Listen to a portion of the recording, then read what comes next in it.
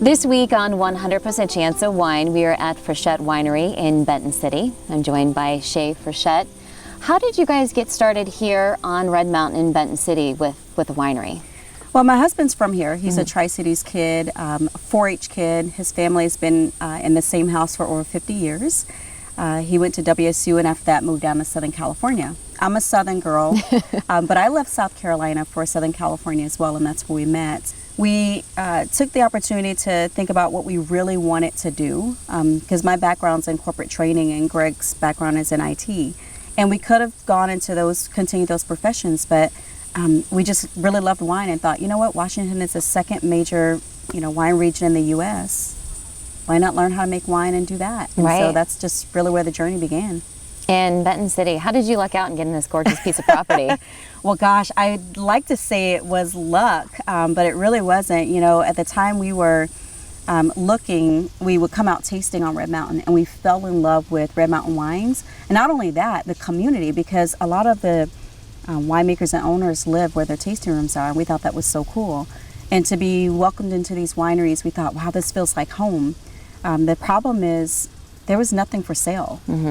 And Greg and I just decided we'd go door to door. So we knocked on every door on this mountain asking people to sell their property to us. And we really didn't have much luck, but there was an owner, this piece of property we loved, and we kept coming back. And after a few no's, they finally said yes. Wow. So we never really imagined that it would happen the way that it did. But we're so blessed that it did. So we call Red Mountain our home. We live here, we work here, we breathe it, we dream it, we live it. As a winery, someone coming in, what is important to you that they kind of take away from your winery? I think that, a big deal of it is about the wine. I think that for us, we just want to make sure we're making super high quality wine in our style. Our style is all about balance and having wine that's really smooth, a wine that you can enjoy now or you can hold on to if you'd like. And another part of that is providing a stellar customer service experience. Our goal is to get to 2,000 cases. We're at 1,400 cases right now. 2,000 cases really isn't that large. And so folks who come through our door, especially those that decide to join our wine club, they may not know this, but they're part of our family. These are people that we expect to see and communicate with for more frequently and for a long time. So it's important to us that people feel welcome and they feel a part of our family. And you guys do a whole lot for the community too. I know you're a big asset to things that are happening in this community. Just tell me more about what you're doing to help out this area. Unfortunately, I had to have support from our community when I was a kid growing up, and I never forgot that. And since then, I've always had a hand in something. And so one of the things I really enjoy doing is this Giving Garden project that started almost 3 years ago. And there are other wineries that have raised their hands to help me out with this, where we grow some food for the Benton City Food Bank. So that's kind of like my baby right now. And I will say, going into your tasting room, I want to point out Greg's 365 days, the sunset. Yeah. That is unique, and I love that. And the fact that you could, we obviously have a lot of great sunsets here. Tell me more about his inspiration behind that. He's wanted to do that for a while. In Southern California, we lived near the ocean, and to enjoy the sunsets was just something that we would just sit and be silent and just be with. And he really wanted to do, he was like, I want to capture this. Like, what if one day I fall asleep, I don't get to see the sunset, or we're out and, dancing and we don't get to see it. And so he's like, I want to just take a year and capture every sunset for that year. And so that's what he did. It was, it's cool to see it. I love when Greg has a project that he wants to do. I really enjoy being a cheerleader for him. But this one really did take an impact on our family because it meant that we took no vacations. Right. And I remember once we were out eating, and Jaden was like 3 at the time, and Greg goes, "Oh my God, the sun is setting, hurry up, eat." So we had to eat, pay, and dash out of the restaurant. So I was like, oh, thank God you just want to do this for 1 year. It was fun because we were pouring our 2015 wines, and to actually see the 2015 growing season through those sunsets was really cool for us. As far as the future development here at Frichette, I know you're talking about getting up to 2,000 cases. Anything else that you foresee in the future here? So you're asking me to give away my secrets, huh? So I love to do a little more pimping out our tasting room. I love sitting on porches in the South, and to bring something like that here where we have a bigger patio, we have a second level right off of our wine club lounge. I think it'd be a lot of fun. You know, I feel like we're the babies out here. We're really just getting started, and I can't wait to continue this journey.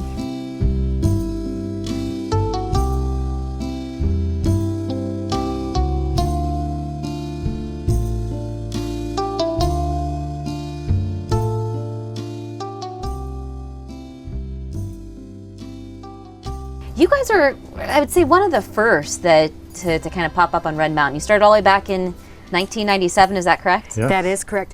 Although we were in Woodinville First. And buying grapes from Red Mountain and trucking them back to our place in Woodinville, yes. So what's the story behind Hightower? Why did you want to start up a winery? Well, we met working at a winery, so we both kind of had a love for wine, and then we met each other, and actually were commuting out from Woodinville to Seattle. Yeah, and when we started, so we found we lived in the same neighborhood of Seattle, and I told him we're going to end up loving each other or hating each other. But it was a long commute sometimes. It could be anywhere from a half an hour to an hour and a half. Mm-hmm. And so we found we loved each other, and that we could, and it gave us plenty of time to come up with a business plan as well. Right. Yeah. So what made you guys decide on Red Mountain?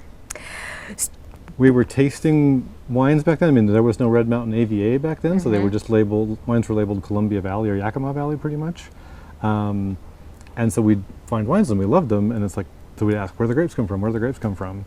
And Red Mountain kept coming up. And so we promised ourselves, each other, that we would get Red Mountain fruit before we would start the winery. We came out and made pests of ourselves somewhat, or just persistent, and convinced Fred Arts, who was working for Tom Hedges, and Clipsomby, who was helping manage Hedges too, and they sold us our first 2 tons of Red Mountain grapes in 1997. Wow. So this place, what was it originally?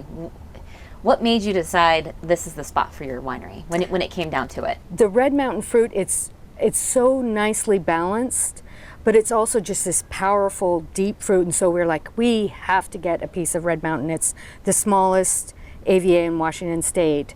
And so we started, again, being nice pests, but, are you looking to sell? Are you looking to sell? And these, the people that we purchased this property from, Sonny and Zeta Moore, were some of the first people to live on Red Mountain, and they had an agricultural water right. And they had talked to other wineries but weren't really wanting to sell. But then they met us, and they kind of, we were young then, and they thought these would be the perfect people to sell our land to. So so there's a house on the property. This is actually a remodeled barn, and this was planted to alfalfa. But it was perfect spot for us, but the way the land is, it's southwest face sloped, it's nicely sloped, evenly sloped, so we don't have to have wind machines to kind of protect the grapes during the frost seasons. And when we found this, we knew it was perfect, so we worked pretty hard to convince them that we were the right people for the property. What did Red Mountain look like back then compared to what it is now? It mostly looked like kind of the brown hills across from us. It was mostly cheatgrass and sagebrush, and a few little oases of vineyard, and kind of now it's the reverse. Yeah. But yeah. Well, and there was a dirt road. You guys came up Sunset Road to come to us. It was dirt road. So imagine going that few miles. Potholes. Of Our neighbors, the Williams, who started Red Mountain in 1975, they used to grade it all the time, but they had to replace motor mounts on their cars. And And so now it's just everywhere you look, so many vineyards and so green, imagine. Yes, and it's been really fun building a business with my husband, but it feels like we have been part of developing an area. I mean, because you can't just market our business, right? You want to market all your neighbors, because the more we can get people to talk about Red Mountain and think about Red Mountain, the better it is for all of us. So it's been a really interesting and exciting experience. I Yeah, mean, satisfying. when we first started, we were about the 100th winery in the state, and now you probably know better than us. I think we're getting close to 1,000. Yeah, it's getting up there for sure. Yeah. So now more about your wine. You have, what was your flagship wine that you started off with? Cabernet Sauvignon. Yeah. So when we started, the intention was just to make one wine, and we did that for a few years, and then it was just too enticing to want to play with other grapes and expand and things like that. And then we finally moved here and planted our own vineyard, which is mostly Cab Sauv, but also Merlot, and then kind of we call it our spice cabinet of Petit Verdot, Malbec, and Cabernet Franc. Okay. So we work with all those, and then my mom was chasing the sun and moved over here a couple years after we did, and had liked Shiraz from Australia, and so she wanted to plant Syrah, and she's just 5 acres away from us downhill.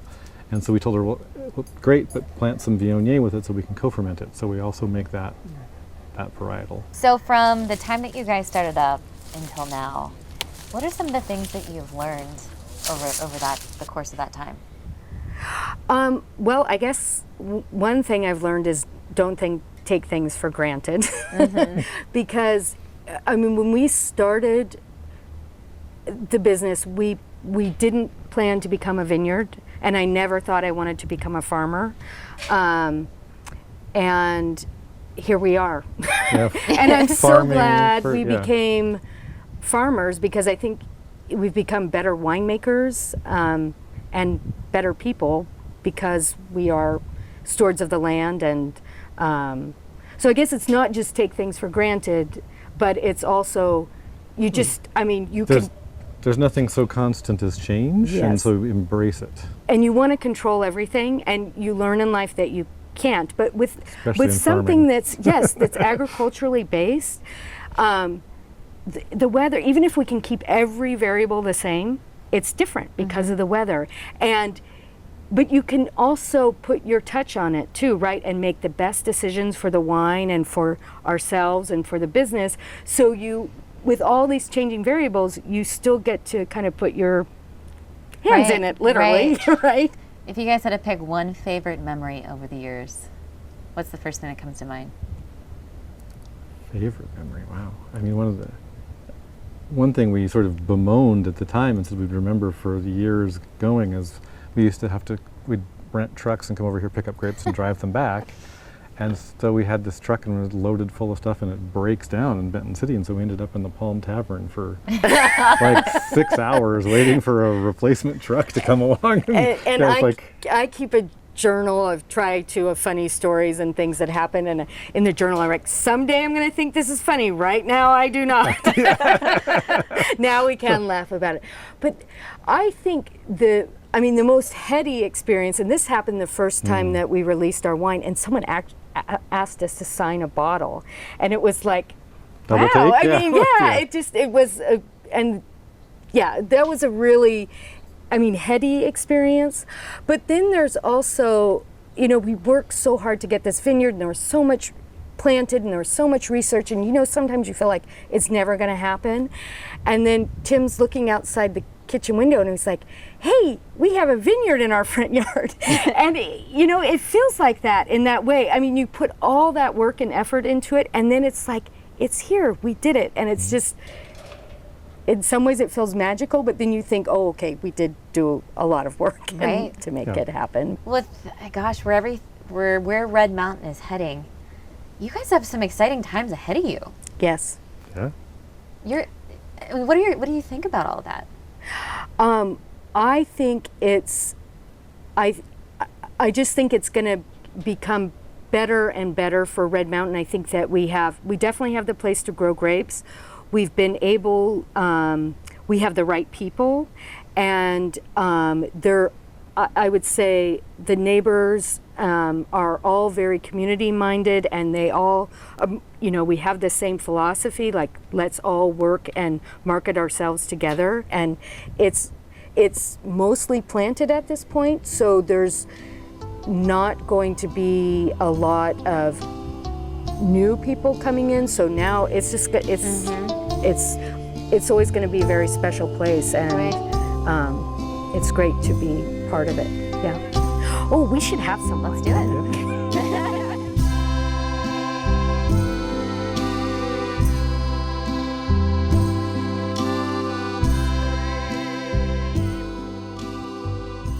Today on 100% Chance of Wine, we made our way out to Hamilton Cellars on Red Mountain, and I'm joined by the owners. We have Stacy and Russ.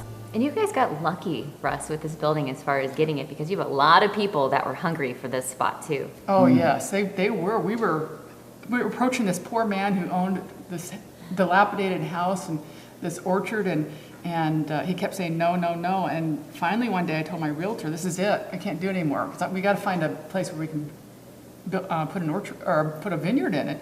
And so he called me that afternoon. He said he's accepted your offer. I said, "What?" And he said, "Yeah, he accepted it, and it's yours." That's awesome. So all the headaches that you guys had to endure at the beginning was worth it in the end It for was. this property that you guys have here Yeah. now. You were talking about the design. You know, you walk in and you have the windows that people can look out, Yep. just looking over that the beautiful view that you guys have here. Right, we do. And you know, when we were designing this, the architect said, "Oh no, you don't want to orient it that way because of the sun in the afternoon." I said, "Have you been out at the property?" You know, he wanted us to orient it north, and so, which is not. I mean, there's no bad views out here, but the money views The out west view is Mount Yeah. Adams. and beautiful valley, and so he finally came out right before we opened. He says, "Oh, you were right." Now, this was a big lesson for Stacy because she was a CPA and a financial advisor at the end, and I was the engineer that jumped into solar. So I was in Asia the entire time that she designed and built this. So all I would get was little snippets and emails of what's going on and an occasional picture, and she had full control and did just an excellent job. I was going to say, you're happy with the end product then. Oh, yes. I added the solar cell, You the did. solar panels, yeah. And so 100% pretty much this building and everything is just operated by. Tell me more about that and how you decided to build this. I was heavily involved in that for my final 15 years as an engineer. And I worked for solar-based companies in Japan and Norway and China and South Korea, and I actually lived 5 years between China and South Korea, so I knew a lot. Right? And I knew the particular panels I wanted, you know, high efficiency panels. When people come out, they can see my live monitoring of our electrical generation. And we're a net zero winery, so 100% of what is produced, which is close to 60 megawatts a year, goes into the irrigation system in the vineyard, which is the big user, and then we have some big coolers in the production room, and then just the, you know, air conditioning, little stuff out here, lights and whatnot. But that's proven out to be good. So the vineyard that you guys have, Yes. how big is that? It's 10 acres. And you have Dick Frichette that you're working with managing in that. Yes, Dick manages it for us, and we couldn't be happier because he is a superb farm manager. And you said when he went to check the land, because initially he was kind of unsure whether he wanted to manage the land, but once he did. Yeah, we've known Dick for a long time, and I called him. I said, "Dick, would you manage our property?" He says, "Oh, it's such a small piece of property, and he has to move around his equipment." And he said, "I just don't want to take on any more small projects, but I tell you what, I'll come out and do soil testing for you and do the due diligence to make sure you want to buy this piece of property, and then I'll find you somebody." I said, "That's fair." So he and I, it was a cherry orchard, and he and I walked the cherry orchard for about 3 hours, and he dug a bunch of holes. And the next morning he called me, he says, "Stacy, I've never used the word vineyard and the P word in the same sentence." I said, "P word?" He says, "It's perfect." He said, "You're the best fruit on Red Mountain. My name has to be on it." So he is our manager. That's awesome. And then you have Charlie Hoppus, which is helping Yes. you guys make the wine as well. Yeah, he makes all our wine, has from the very beginning, and we chose him because we loved his wines, and we were in his wine club for a very long time, and so it was funny how we got him. You know, we back before we did this, we thought, you know, winemakers were gods, and you know, yeah, you could touch their robes as they went through the. But so we had never really talked to Charlie, but we thought we got to find a way to get him to notice us, and so he has a contest every year. Whoever buys the most wine from him and we'll get a winemaker dinner. So we thought, well, that's got to be us. And so we were at his Christmas party at the end of the year, and his wine club manager came up to us and she said, there's another couple here who's doing the same thing you are. And they just bought 2 cases. I said, give me 4. And so Jessica told me later, there was no other couple there. Oh my goodness. But she sold 4 cases of wine to us. So, but Charlie did notice us, and he agreed to be our winemaker. That's awesome. And I want to know a little bit more. So Milton is the Yes. stick figure guy that you have Yep. on your label. Tell Yep. me how that came about.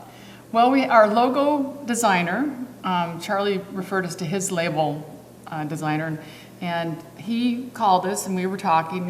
He wanted to know what kind of brands we liked. And I told him, well, my favorite brand is Life is Good. Well, I really liked the premise behind Life is Good, but I think he thought I liked stick figures. And so we get this little stick figure. We're all excited because we're thinking, oh, we're going to see, mountains or something beautiful on this label. And we got a stick figure, and I just kind of threw it down on the table. I thought, I don't know. And so about a week later, I'm carrying a load of laundry by the table. And I looked down, I started smiling. I thought, wine's not pretentious. It's fun. The guy's a little tipsy, and, he's having a good time. And so we decided to make Milton our Yeah. And Milton has a friend, too? Found a girlfriend a couple years ago. Yeah, we had her drawn. Yeah, I had her. Millie. Millie is her name. And she looks a lot like him, Just has a little except dress. for the dress. A different hat. So what are some of the wines when someone comes in that you guys offer? We specialize in Malbec. We have from the very beginning, and so our signature blend is always heavy in Malbec. We always have at least one Malbec varietal. We used to have 2 because we bought Shampoo Malbec for quite a while, and we have a Cabernet Sauvignon.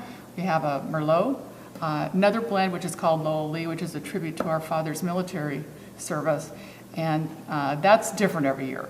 It's basically what's left over. So The big winner, though, this past year was the Cab Franc. Yeah, that Cab. we buy from Weinbau. Weinbau. Yeah, that we entered into the San Francisco International Wine Competition, which is probably one of the top 5 in the world, and it got best of class for Cab Franc. Wow. So we were really pleased with that. So we've had the same block of that from Weinbau since the very beginning, and it's a really special wine. I was going to say, you walk in and you can immediately see all the awards your wines have won. That's just amazing.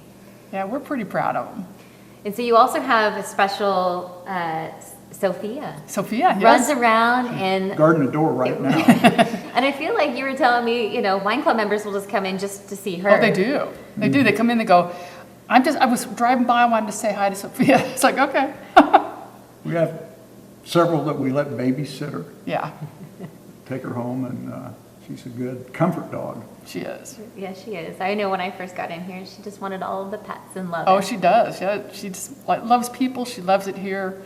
She loves all the attention she gets. So She knows we're talking Yeah, about her, she so she's staring at us. Want her to do the farewell? Yes. Oh, let's. Yeah. So we can bring the gong over here. Okay, perfect. They have a gong. Once you become a wine club member, they hit the gong, and she kind of goes crazy. Yay!